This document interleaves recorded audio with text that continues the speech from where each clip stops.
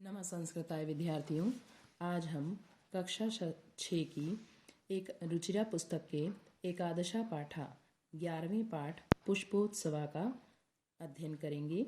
सबसे पहले हम इस पाठ के शब्दार्थ पढ़ेंगे।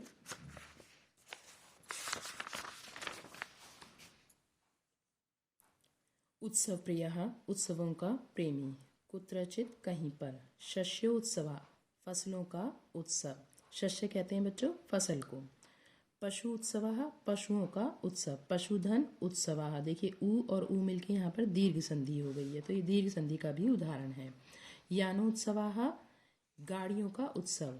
बच्चों इसमें आपका गुण संधि है, यान धन उत्सवः बनेगा, आ और ऊ मिलके ओ गुण हो गया। देखिए गुण संधि का उदाहरण है ये, गाड़ियों का उत्सव। अन्यतमः, कई में से एक। पुष्पोत्सवः, फूलों का उत्सव। देखिए इसमें भी गुण संधि है, पुष्पधन उत्सवः मिलकर आ और ऊ मिलकर ओ गुण हो जाता है, तो ये गुण संधि का उदाहरण है। इति नामना, इस नाम से। अवसरे, अवसर पर। पुष्प निर्मितानि, फूलों से बने हुए। व्यजनानि, पंखे। पुष्प व्यजनानि, फूलों के पंखे। समाधि स्थले, दरगाह। अर्पयन्ति, अर्पित करते हैं। पाटल पुष्पई, पाटल कहते हैं गुलाब को, तो गुलाब के फूलों से। कर्णिका पुष्पई, कनेर के फूलों से। कर्णिका कहते हैं कनेर, तो कनेर के फूलों से। जपा पुष्पई, जवा कुसुम के फूलों से, या इसको जवा कुसुम की जगह इसको गुड़हल के फूल भी कहते हैं, गुड़हल के फूलों से। मल्लिका पुष्पई, चमेली के पुष्पों से या फूलों से। नयंती मीन्स ले जाते हैं। ये आपकी लट लकार प्रथम पुरुष बहुवचन की क्रिया है बच्चों। जैसे पढ़ती पढ़ता पठंती बनता है, ऐसी बनता है नयति नयता नयंती। यावत तक, प्रचलति चलता है। पतंगानाम, पतंगों का। उड्डयनम, उड़ाना। मल्लयुद्धम, कुश्ती। अब इस पाठ का अर्थ देख लेते हैं हम। उत्सव प्रियः, भारत देश। भारत देश उत्सव प्रिय है, यानी कि भारत में अनेक धर्म जाति के लोग रहते हैं, तो अनेक प्रकार के उत्सव मनाए जाते हैं। अत्र कुत्रचित शस्योत्सवः भवति, यहाँ कहीं पर शस्योत्सव मतलब फसलों का उत्सव होता है। कुत्रचित पशुत्सवः भवति, कहीं पर पशुओं का उत्सव होता है। कुत्रचित धार्मिकोत्सवः भवति, और कहीं धार्मिक उत्सव होता है। कुत्रचित च यानोत्सवः, और कहीं यान मतलब गाड़ियों, गाड़ियों का उत्सव होता है। एतेषु एव अस्ति अन्यतमः पुष्पोत्सवः इति, इनमें ही सबसे श्रेष्ठ पुष्पोत्सव यानी फूलों का मेला है, फूलों का उत्सव है। फूलों वालों, अयम फूलों वालों की सैर इति नामना प्रसिद्धा अस्ति, यह फूलों वालों की सैर इस नाम से प्रसिद्ध है। जो पुष्पोत्सव का लगता है वो फूलों वालों की सैर इस नाम से प्रसिद्ध है। देहल्या मेहरौली क्षेत्रे अक्टोबर मासे अस्य आयोजनम भवति, अब बता रहे हैं कब इसका आयोजन होता है पुष्पोत्सव का। देहल्या मतलब दिल्ली के मेहरौली क्षेत्र में अक्टूबर के महीने में इसका आयोजन होता है।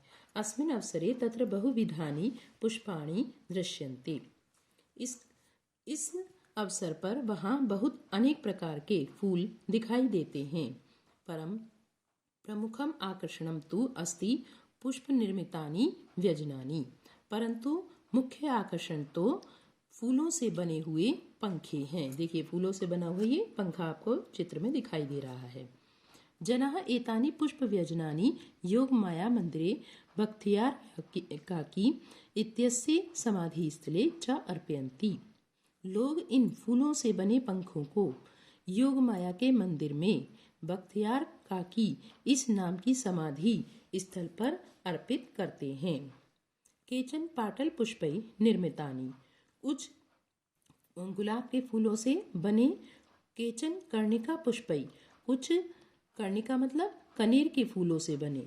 अन्य जपा कुसुमई, और दूसरे जपा के फूलों से बने। अपरे मल्लिका पुष्पई, और अन्य मल्लिका के पुष्पों से बने। इतरे च गेंदा पुष्पई निर्मितानि व्यजनानि नयन्ति, और दूसरे गेंदे के फूलों से बने पंखे ले जाते हैं। तो यानी अलग अलग फूलों से बने हुए पंखे लोग इस समाधि स्थल पर ले जाते हैं। अयम उत्सवः दिवसत्रयं यावत् प्रचलति। यह उत्सव 3 दिन तक चलता है। एतेषु दिवसेषु पतंगानाम् उड्डयनं विविधा क्रीड़ा मल्लयुद्धं चापि प्रचलति। इस उत्सव में और क्या होता है, इस दिन पतंगों का उड़ाना, अनेक क्रीड़ाएं और मल्लयुद्ध यानी कुश्ती भी चलती है।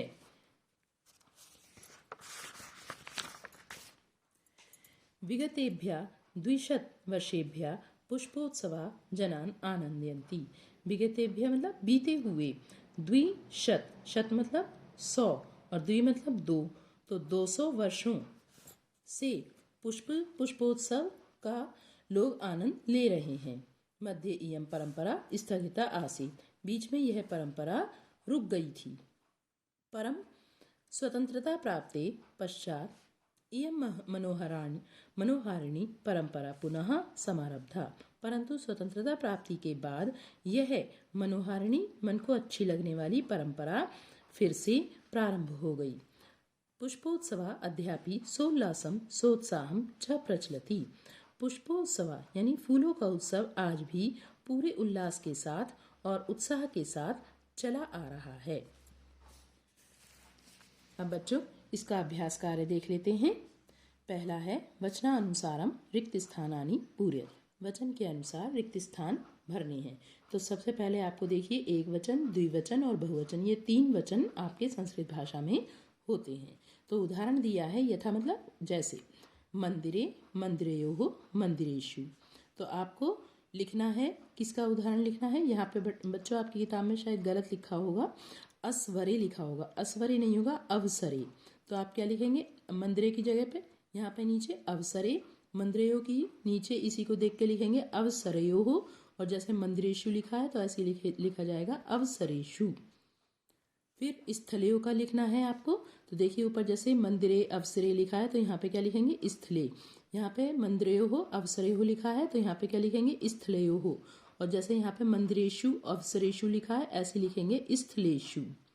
फिर आपको दिवसेषु लिखा हुआ, देखिए एक जैसा लिखा हुआ है, इनके रूप एक जैसे ही चलेंगे। तो दिवसेषु लिखा है तो यहाँ पे कैसे लिखेंगे, जैसे ऊपर मंदिरे अवसरे स्थले लिखा है ऐसे लिखेंगे दिवसे। फिर आपका मंदिरयोः अवसरयोः स्थलेयोः लिखा है तो क्या लिखेंगे दिवसेयोः। फिर आपको लिखना है क्षेत्रे के।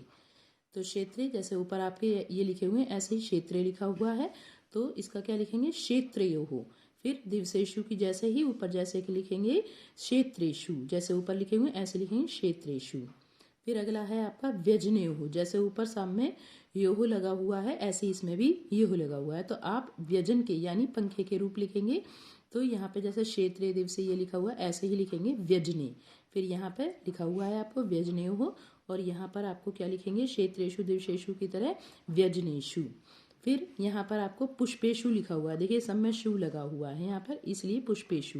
यहाँ पर एक जैसे रूप है तो यहाँ पर पुष्प के रूप लिखने हैं आपको। तो क्या लिखेंगे, जैसे ऊपर एक ही मात्रा लगी है देखिए सब में तो यहाँ पे भी लगाएंगे पुष्पे।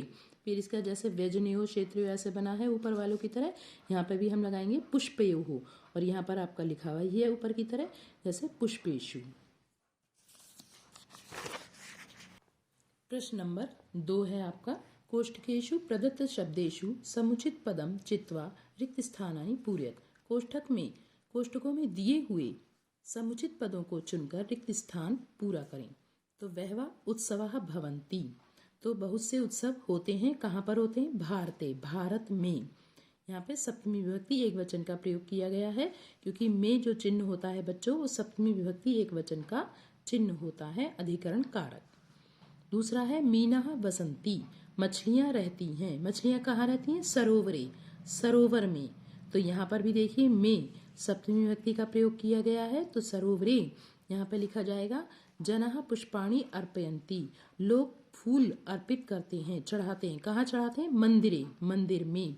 मंदिरेण नहीं लिखेंगे क्योंकि मंदिरेण जो है आपका तृतीय विभक्ति का है और इसका मतलब हो जाएगा मंदिर से। तो मंदिर से नहीं चढ़ाते, मंदिर में चढ़ाते हैं। तो यहाँ पर सप्तमी विभक्ति का प्रयोग किया गया है, अधिकरण कारक मंदिरे। लोग मंदिर में पुष्प चढ़ाते हैं तो मंदिरे लिखेंगे। खगाः निवसन्ति। पक्षी रहते हैं, कहाँ रहते हैं, नीडेषु, बहुवचन है, सप्तमी विभक्ति का अधिकरण कारक ही है यहाँ पर भी, क्योंकि ये बहुवचन के हैं इसीलिए यहाँ पर बहुवचन का ही प्रयोग किया गया है। नीडेषु, नीडेषु यानी घोंसलों में, पक्षी घोंसलों में रहते हैं। अगला है छात्राः प्रयोगम कुर्वन्ति, छात्र प्रयोग करते हैं। कहाँ प्रयोग करते हैं? प्रयोगशालायाः, प्रयोगशाला का, प्रयोगशाला का प्रयोग करते हैं। तो यहाँ पर आपको छात्राः प्रयोगम कुर्वन्ति, यहाँ पर आपको लगाना है छात्र प्रयोगशाला में, ये वाला लगाना है बच्चों, क्षम्यताम ये गलत हो गया है, यहाँ पर ये वाला लगाना है आपको। तो जैसे रमायाम बनता है, बालिकायाम बनता है, आपने बालिका के रूप पढ़े हैं, बालिकायाम सप्तमी एक बहुवचन में बनता है, तो छात्र कहाँ प्रयोग करते हैं? ऐसे प्रयोगशालायाम, प्रयोगशाला में प्रयोग करते हैं। तो आपका ये आंसर होगा यहाँ पर। पुष्पाणि विकसन्ति, फूल खिलते हैं। फूल कहाँ खिलते हैं?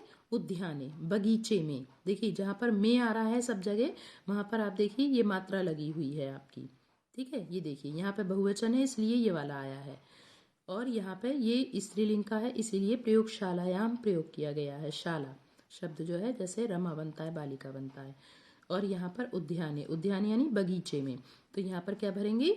उद्याने पुष्पाणि विकसन्ति, बगीचे में फूल खिलते हैं। अब प्रश्न नंबर 3 देखते हैं। अधोलिखितानि पदानि आधृत्य सार्थकानि वाक्यानि रचयत, नीचे लिखे हुए पदों के आधार पर सार्थक वाक्य बनाने हैं। सार्थक वाक्य कैसे बनाएंगे? देखिए यहाँ पे हमने नंबर डाल दिए हैं और इन्हीं नंबर को यहाँ पर डाला है, कौन सा किससे जोड़ना है, और यहाँ पर ये क्रियाएं दी हुई हैं, ठीक है। तो इन्हीं क्रियाओं को यहाँ पे इनके अनुसार नंबर डाले हैं। तो सबसे पहले देख लेते हैं हम, आपको समझ आ जाएगा। वानराः नंबर 1 पर है, तो वानर, वानर यानी बंदर, बंदर यहाँ पे देखिए नंबर 1 हमने डाला है आपका, ये है। वृक्षेषु, कहाँ कूदते हैं? वृक्षों पर, और वानराः वृक्षेषु, और ये देखिए कूर्दन्ति, कूर्दन्ति मतलब कूदते हैं। ये सब क्या है बच्चों? क्रियाएं हैं। तरन्ति, नृत्यन्ति, उत्पतन्ति, गर्जन्ति, कूर्दन्ति, ये सब क्या है? क्रियाएं हैं। तो वानराः वृक्षेषु कूर्दन्ति, ये देखिए 1 1 1 ऐसे डाला है, तो ये पूरा सेंटेंस बन जाएगा आपका। वानर यानी बंदर वृक्षों पर कूदते हैं। सिंहः, सिंह यानी शेर, शेर नंबर 2 पे वनेषु, वनेषु मतलब वनों में, और दूसरा नंबर देखिए गर्जन्ति, गरजते हैं, शेर वनों में गरजते हैं। तो ये इसका ऐसे वाक्य बनेगा। मयूरः, मयूरा मतलब मोर, तो मयूरः देखिए 3 नंबर पे है, 3 नंबर यह है उद्याने, उद्याने यानी बगीचे में, मोर बगीचे में नृत्यन्ति मतलब नाचते हैं। मोर क्या करते हैं? मोर को आप गर्जन्ति से नहीं लगाएंगे, क्योंकि मोर गरजते नहीं है कभी भी, ठीक है। मोर तो बोलते हैं मीठे स्वर में, तो और नाचते हैं। तो मयूराः उद्याने नृत्यन्ति, मोर बागीचे में नाचते हैं। फिर मत्स्यः, मत्स्य मतलब मछलियाँ, तो नंबर 4 पर देखिए जले, मछलियाँ कहाँ रहती हैं? जल में रहती हैं, तो इसको हमने इसके साथ जोड़ा, और यहाँ पर कौन सी क्रिया लगाएंगे? देखिए तरंती, मछलियाँ जल में तैरती हैं, मछलियाँ उड़ती नहीं है, मछलियाँ गरजती नहीं है, मछलियाँ कूदती नहीं है, तो ये गलत क्रिया जुड़ जाएगी अगर इसके साथ जोड़ेंगे आप। तो मछलियाँ क्या करती हैं? तरंती मतलब तैरती हैं, तो मत्स्याः जले तरंती, इसको इसके साथ जोड़ेंगे। फिर है खगा, खगा मतलब पक्षी, पक्षी क्या करते हैं? देखिए 5वें नंबर पे आकाशे, आकाश में, उत्पतंती मतलब उड़ते हैं।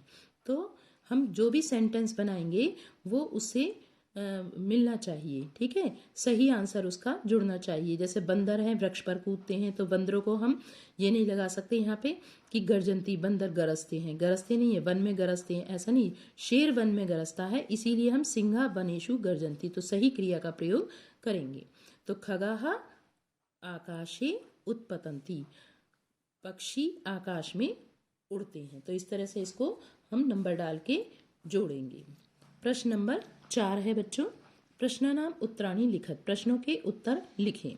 तो क नंबर पर आपका प्रश्न है, जनाः पुष्प व्यजनानि कुत्र अर्पयन्ति, लोग फूलों के पंखे कहाँ अर्पित करते हैं। तो ये बच्चों आपकी पाठ में ही है, देखिए कहाँ अर्पित करते हैं। देखिए जनाः पुष्प व्यजनानि योग माया मंदिरे बख्तियार काकी इत्यस्य समाधि स्थले अर्पयन्ति, ये आपका आंसर है, ठीक है, पहले वाले का। फिर दूसरा प्रश्न है आपका, पुष्पोत्सवस्य आयोजनम कदा भवति फूलों के उत्सव का आयोजन कब होता है?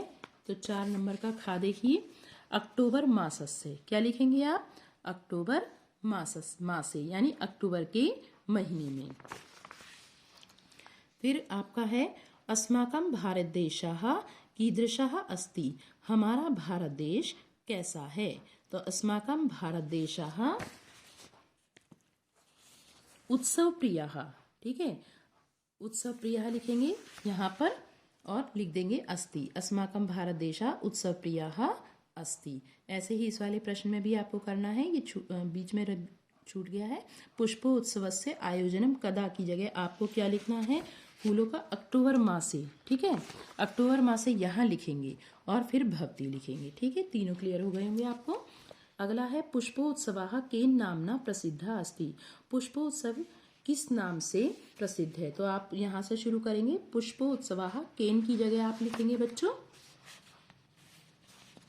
फूलों वालों की सैर इति नामना प्रसिद्धा अस्ति। यहाँ ये पूरा लिख देंगे। ठीक है, अगला है मेहरौली क्षेत्रे कस्याः मंदिरम कस्य समाधि स्थलं अस्ति। मेहरौली क्षेत्र में किसका मंदिर किस और किसकी समाधि, चा का मतलब और किसकी समाधि स्थल है? तो देखिए ये आपका है उत्तर, इसमें ही आएगा मेहरौली क्षेत्रे किसकी समाधि बताइए आपको, किसका मंदिर बताया? योग माया मंदिरे। तो इसको इस तरह से लिखना होगा बच्चों, मेहरौली क्षेत्रे योग माया मंदिरम। और कस्य लिखाया है यहाँ पे बख्तियार काकी। ये देखिए ये लिखा हुआ है बख्तियार काकी इत्यस्य समाधि स्थले अस्ति। फिर अगला प्रश्न है प्रश्न नंबर 5, कोष्ठकेषु दत्तेषु शब्देषु उचितां विभक्तिम प्रयुज्य वाक्यानि पूरयत। कोष्ठकों में दिए हुए शब्दों में उचित विभक्ति प्रयोग करके वाक्य पूरे करें। जैसे उदाहरण दिया है आपको, सरोवरे मीनाः सन्ति। सरोवर में मीना मतलब मछलियां हैं। तो यहाँ पे आपको शब्द दिए हुए हैं, इनमें आपको उचित विभक्ति का प्रयोग करना है। तो सभी में आपको सप्तमी विभक्ति का ही प्रयोग करना है। अभी हमने उधर पिछले प्रश्न में आपको बताया है एक ही मात्रा लग जाती है। तो बच्चों सामान्यता अधिकतर जो है आपका सप्तमी विभक्ति का ही प्रयोग होता है वो। तो तडाग की जगह क्या लिखेंगे? तडागे कच्छपा भ्रमंती। तडागे यानी तालाब में, कच्छपा मतलब कछुए, भ्रमंती मतलब घूमते हैं, तालाब में कछुए घूमते हैं। खा नंबर पे है शिविर। तो यहाँ पे लिखेंगे शिविरे, सब में एक ही मात्रा लग जाएगी। शिविरे सैनिकाः सन्ति। शिविर में सैनिक हैं। यानानी राजमार्गे लिखेंगे यहाँ पे, राजमार्गे चलंती। यानानी यानी कि गाड़ी राजमार्ग पर चलती हैं।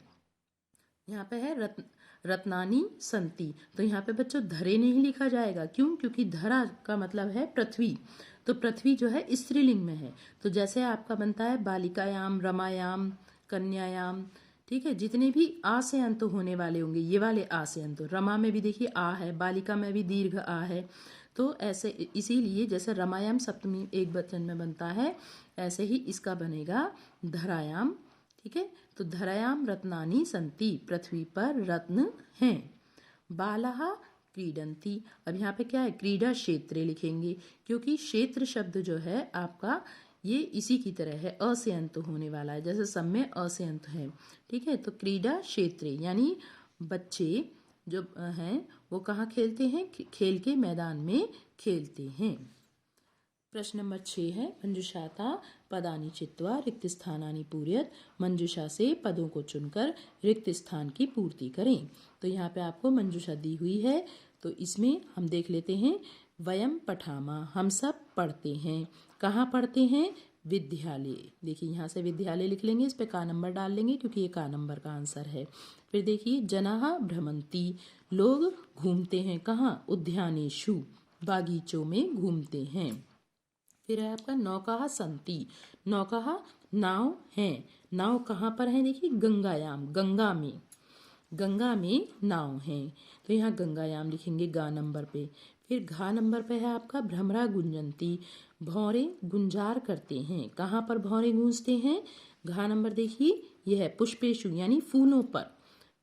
फूलों पर यानी पुष्पों पर, फूलों पर भौरे गूंजते हैं। फिर आपका है यहाँ पे वृक्षयो लिख गया है, वृक्षयो नहीं आएगा क्योंकि यहाँ पे सप्तमी विभक्ति बहुवचन का प्रयोग किया जाएगा, वृक्षों पर आएगा, वृक्षेषु कर लेंगे इसको।